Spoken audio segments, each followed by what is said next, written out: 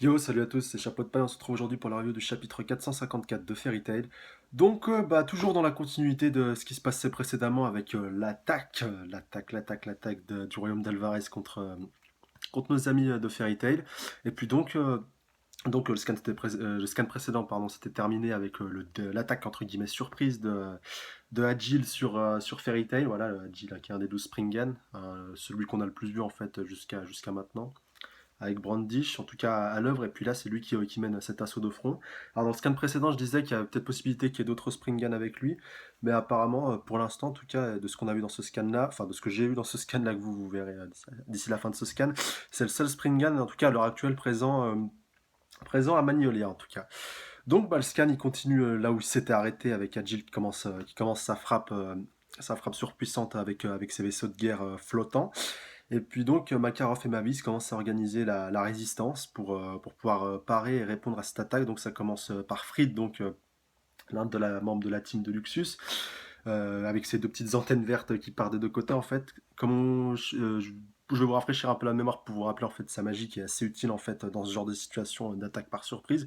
Agile avait le pouvoir de créer des enchantements qui créaient des sortes de barrières en fait. On avait surtout vu son pouvoir lors de la bataille de Fairy Tail quand Luxus s'était entre guillemets mutiné contre Makarov pour récupérer sa place de grand maître de la guilde. Et puis Fried lui avait été très utile pour permettre en fait de bien isoler chaque mage pour disperser les mages dans Magnolia et qu'ils puissent avoir tout contrôle sur eux. Donc là, il se sert de ces enchantements pardon, de barrières pour créer une sorte d'immense bouclier autour de Magnolia pour parer les attaques des vaisseaux de Agile. Alors Makarov quand même avertit Mavis que certes son pouvoir est très intéressant mais que sa magie elle n'est pas infinie et qu'au bout d'un moment il finira épuisé tellement il aura consommé de magie et que ça ne durera qu'un temps. Donc Mavis vraiment en tant que chef de guerre décide d'envoyer en fait deux groupes qu'elle avait formés au préalable, à savoir le groupe de Biska et puis le groupe de la Team Dragon qui s'appelle le nom qu'elle a donné donc avec les Dragon Slayer avec Natsu, Gajil et Wendy. Donc on voit là la première team, donc la team de Biska. Biska qui je le rappelle est une mage de Fairy Tail. En fait elle est présente depuis le début du manga. Elle n'avait pas eu de rôle très très important jusque là. On l'a vu au début du manga en tant que membre de la guilde. On a un peu appris que c'était surtout une artillère de grand talent. Et puis là on l'a surtout revu après l'ellipse de l'Argolide de Tenro où elle s'était mariée avec un autre mage et puis qu'elle avait eu une petite fille. Et on l'avait revu aussi lors des grands jeux magiques lorsqu'elle avait déjoué Raventail avec l'aide de toute la guilde en fait. Toute la guilde de Raventail et puis donc le père de Luxus, Drear, le fils de Makarov. Et donc on avait vu au cours de cet arc-là qu'elle était donc une grande artillère, donc qu'elle surveillait les différents points de Raventail, vu que les mages avaient pris en otage sa fille, et donc elle surveillait de loin. Et donc là, dans ce scan-là, elle a vraiment un rôle prépondérant, vu que c'est elle qui va entre guillemets commencer à mener la contre-attaque grâce à un canon qui apparemment elle a récupéré à Phantom Lord, donc la guilde, une des premières guildes de noirs qu'on avait vu au début du manga, où il y avait Gajil, il y avait les quatre éléments, dont Juvia, tout ça. Et donc, elle a récupéré ce sorte de canon pour essayer de détruire le vaisseau amiral où se trouve Agile et puis quelques-uns de ses petits collaborateurs. Donc, elle commence à mettre en place son plan. Et puis, en même temps, de concert, la team Dragon, donc composée de Natsu, Gajil et Wendy, attaque de front les vaisseaux d'Agile. Et puis, donc, ils arrivent à en détruire quelques-uns. Et puis, jusqu'à ce qu'ils arrivent au vaisseau amiral. Et en même temps, en parallèle, notre ami Biska déclenche son attaque. Bon, en tout cas, les matchs de Fairy Tail n'ont pas trop de problèmes. En tout cas, la Team Dragon, tout ça, avec leurs Zixid qui les transportent, évite assez sans mal le coup de canon.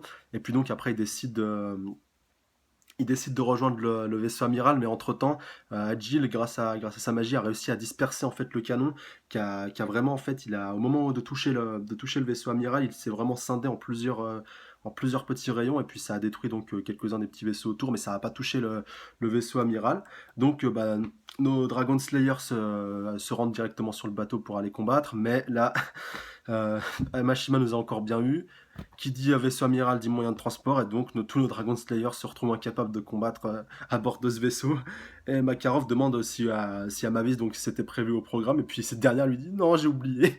Donc c'était une scène assez cocasse à regarder, parce que quand même Mavis, voilà, c'est une grande stratège comme Makarov, tout ça. Donc Makarov lui a fait confiance en la laissant en la laissant organiser le plan de protection de Fairy Tail. Elle avait même anticipé l'attaque par surprise l'attaque par surprise du royaume d'Alvarez. Elle pensait même qu'ils allaient envoyer une flotte plus importante, mais de la voir qu'elle oublie un détail aussi important. Bon, après, voilà, c'est pas une Dragon Slayer, mais on n'a pas trop côtoyé non plus, mais elle aurait quand même dû. Il y aurait quand même quelqu'un qui aurait dû lui dire, même Makarov, je sais pas, ils auraient dû prendre en compte ce fait si important, enfin, je sais pas. En tout cas, c'est voilà une scène assez cocasse. Donc, le Dragon Slayer se retrouve complètement incapable de combattre. Mais, heureusement, par chance, une des plus grandes matchs de Fairy Tail fait son retour pour sauver nos héros perdus. J'ai nommé Erza Scarlet, qui tranche littéralement le bateau en deux, un peu comme Zoro et Mihawk dans One Piece. D'ailleurs, ça m'a fait beaucoup. Ça m'a fait plaisir cette petite dédicace de la part de Mashima-san à Oda Sensei, surtout qu'on sait que Oda apprécie pas trop Mashima, vu qu'il lui a piqué deux trois petits concepts par-ci par-là. Enfin voilà, je vais pas épiloguer là-dessus, mais quand on regarde Shanks et puis notre ami, j'ai plus son nom. Gildarts, voilà, pardon. Entre Gildarts et Shanks, voilà, c'est assez cocasse de voir, entre guillemets, ce petit hommage de Mashima à Oda, ce petit clin d'œil, en tout cas en l'occurrence. Donc Erza qui déboule en plein sur le champ de bataille, donc qui va aller castagner Agile avec sa grosse armure, une grosse armure de chevalier. Je sais pas si on l'a déjà vu, d'ailleurs, n'hésitez pas à me dire dans les commentaires si vous vous souvenez avoir vu cette armure. En tout cas, moi, j'en ai pas le souvenir, tellement elle en a porté, et tellement certaines d'ailleurs se ressemblaient, et tellement elle en a de différentes. En tout cas, bah voilà, ça fait plaisir de voir Erza donc surgir à point nommé, ici en l'occurrence, donc. Et puis aussi, enfin, entre guillemets, je vois pas qui d'autre aurait pu venir combattre à la place aurait pu venir combattre à la place des Dragon Slayer, en tout cas quelqu'un d'assez compétent, et puis surtout qui est capable de voler, enfin en l'occurrence avec cette armure-là. Et on y aurait très bien pu avoir Grey ou un autre mage, mais en tout cas je crois pas que c'était un combat qui était prédestiné à ce genre de personnage. En tout cas, Erza arrive à point nommé, et ça annonce du très très très lourd pour la suite, avec un gros gros combat entre les deux.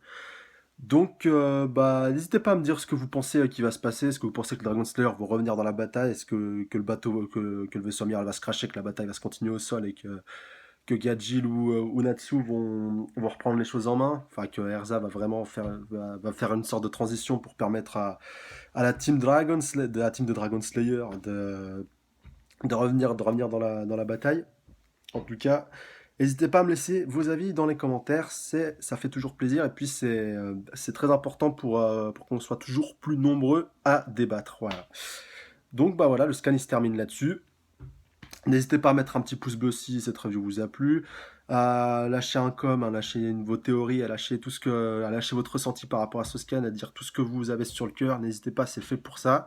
À vous abonner à la chaîne si ce n'est pas déjà fait. D'ailleurs, petite surprise, comme je vous l'avais dit, ceux qui suivent pardon, mes reviews de Toriko. Donc, une petite surprise à suivre dans pas très longtemps dans la journée, normalement. Et puis, surtout, n'hésitez pas à partager la vidéo avec le plus de monde possible, pour qu'on soit nombreux à débattre comme de juste, et puis que je puisse voir vos théories et vos avis par rapport à ça. Voilà. Donc, ce sera tout pour moi. Sayonara!